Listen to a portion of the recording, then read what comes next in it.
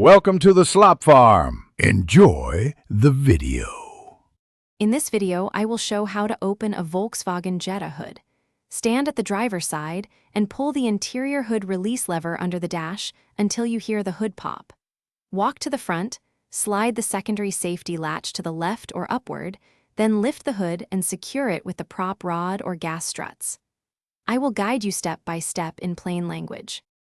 To start, position yourself inside the car and look under the dash near your left knee for the hood release lever. Pull the lever firmly until the hood pops open slightly and avoid jerking motions that could damage the cable.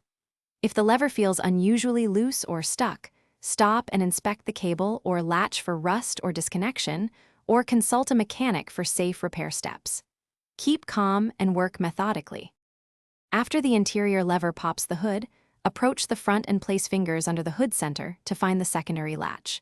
Push or slide that latch to the side or upward while lifting the hood to release the safety catch, and then raise the hood gently. Confirm the hood is fully supported by the prop rod or gas struts before working underneath.